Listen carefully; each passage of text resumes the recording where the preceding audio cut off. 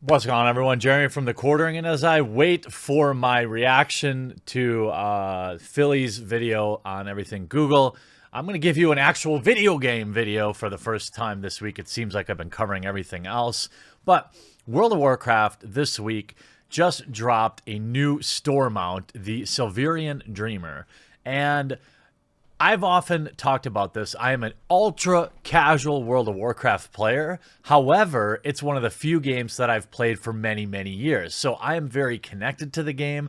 I play it in a really bizarre way. It may not make any sense at all to you, but I've literally never done a raid. I mean, I've never done a dungeon. I've never joined a guild.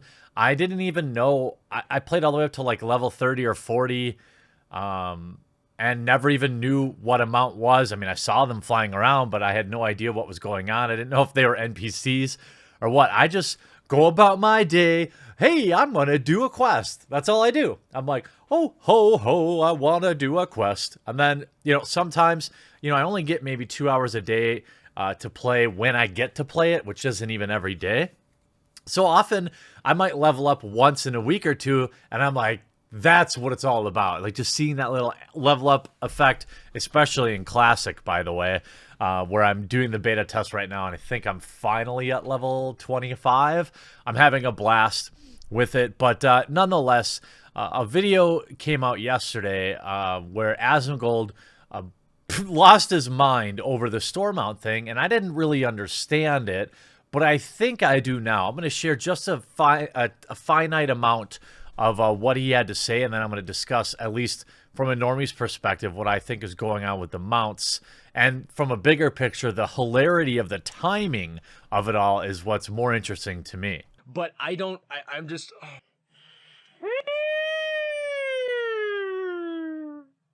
The problem with mounts now is that there are no mounts that you can just look at and tell immediately, oh my god, this mount is amazing. Oh my god, this great. That doesn't happen anymore. The problem is that these mounts come out, they happen, and then after the mounts happen, there's 8 different versions of them from all different varying difficulties. So it's like back in Wrath of the Lich King with Proto Drakes, for example. You got the red one, that means that you were a dungeon god. You got the green one, that one was you kind of had to be really lucky. My mom got the server first green Proto Drake, by the way. You get the what was it? The blue one, you had to be really lucky for that one too. It's a dungeon drop. And then you get the black one or the plague one. That means that you're a god tier raider, right? But the difficulty variance between those proto drakes was not as massive. And also the commonality, right? The frequency in which you saw the proto drakes was very low. So if you saw a proto drake, it was like, oh my god, that's a fucking proto drake. Who's riding it? But now, if you see one of these fucking bloat rays, a bloat ray, well, guess what? Nobody cares. Imagine if the glory of the Ashari Raider was that mount right there. Blizzard is selling the game short because they're trying to go for short-term profits instead of long-term gains. This is what's going to get somebody a hard dick whenever they get it out of a dungeon meta achievement or raid meta achievement. They're setting themselves and selling themselves short. So obviously, Asmongold is pretty fired up here. And while I was streaming last night, or maybe a little bit before, a lot of people were sending me this video. And I think I understand it. Essentially, drakes or mounts are status symbols inside the game. Now, one side of the argument, in my opinion, is that it's cosmetic. It's cosmetic only. It doesn't really affect the game. So this would fall into the probably acceptable monetization, okay? And I think that argument works in almost every case except in World of Warcraft, where you're already paying a monthly subscription and you're paying cash for expansions. That's an insane double dip when you think about it, right? So the fact that I'm paying monthly for your game should include lifetime free updates. But when they do an expansion and now they're charging for it, they're double dipping. So they're getting your monthly and your one time. So it's particularly egregious to have a game, a microtransaction on top of that at all. I think that's probably where the anger is coming from, and it's understandable. So when you look at his tweet about it, talking about another pathetic and embarrassing way to squander the goodwill you earned with the patch. By the way, the new patch looks pretty good. I'm so far from the end game because I'm just getting back into retail, and I know many of you say World of Warcraft is dead. Fine, that's cool. I'm having fun playing it, but I only get to play for a few hours a week, and that's how it is. You know, whatever game you're playing, if you're having fun with it, then that's cool, right? A lot of people talk about Guild Wars or Final Fantasy 14. You should play these instead. Maybe you're right. I just like World of Warcraft. I like just going my own way and doing my own little questicles. But nonetheless, he goes, when you pay for an expansion and a sub fee, you shouldn't have to pay for items too. Store mounts are a cancer to the game 2 days before quarter 2 ends, by the way. And that, for me, is the really interesting topic. It's definitely a transparent effort by Blizzard Activision to increase their financial numbers right before the deadline so they can report that to their shareholders. How does this work? Well, in order to get this mount in the store, you have to do a 6-month sub. Now, just like Asmongold, I already do the 6-month sub anyway. The idea is you get a small discount from $89 a month. I'm sorry, $89 to $74. So if you pay for 6 months in advance, you save what? 15%. Oh, 13%. It's right there. But what happens is World of Warcraft now pulls all this money forward, right? They pull all this money forward to inflate their Q2 numbers because they have a big influx of cash. The problem is at the end of quarter 2, going into quarter 3, all that money that they would have had then, now they've borrowed from penny to pay Paul, or whatever the saying is.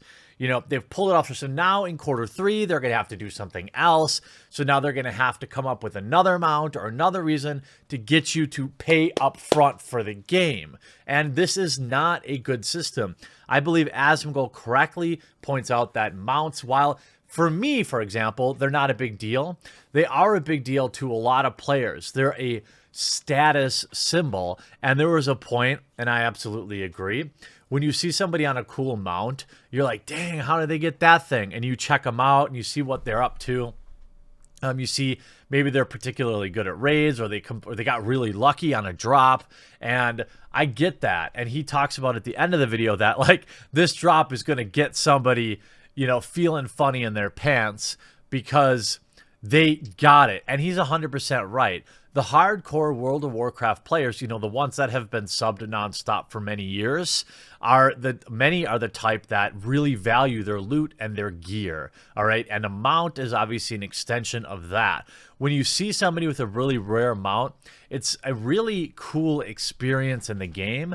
And this is where I really agree with him. So I about 75% agree with Asmongold, and the 25% I don't agree with is simply because I don't care that much about mounts myself. But from a business standpoint and from a feels bad, you know, imagine earning a mount that anybody could just get.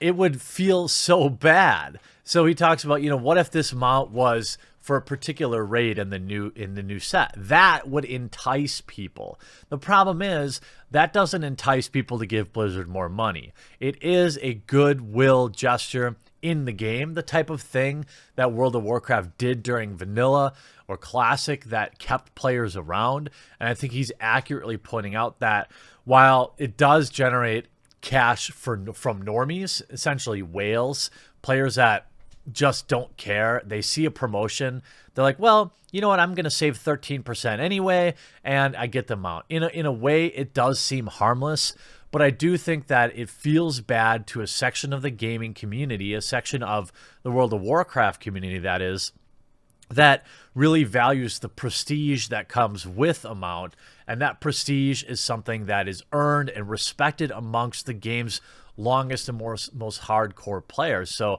I absolutely understand why Asmongold feels this way, and I do agree with him to an extent. I understand that, I don't know if he goes on to mention this because it's an epic, like 1 hour rant, but at some point, it's not about making money for these game companies anymore. It's about making all of the money. So as scummy as it feels, I don't think we're ever going to get around this type of monetization. And the question will always be, well, what kind of microtransaction monetization is acceptable? I think selling people level skips, so if they want to pay $50 to have a level 100 character, I literally have no problem at all with that. I think that is the type of thing that is a fine way to monetize the game. I talk about how I did that in Red Dead Redemption, how I used the gold bar glitch in the beginning and I completely regretted it. When I came back, I think during Mists of Pandaria, I did something similar. I paid for a level 40 character, I don't remember. It was a high level character. And I was like, oh, this isn't fun because I didn't earn it. However, there are players who want to just play the end game content. They want to just go through the world and experience the world. And that's okay too, even though it's not me. It's clearly not Asmongold either. So I think that's why I connect with him. I respect the grind. I respect the hustle, which means if you respect these two things, then you probably also respect the prestige. And putting store mounts in here is just not the best way to monetize. I think World of Warcraft needs to get more creative in terms of additional monetization. But also, there's the argument, and I'll wrap it up on this.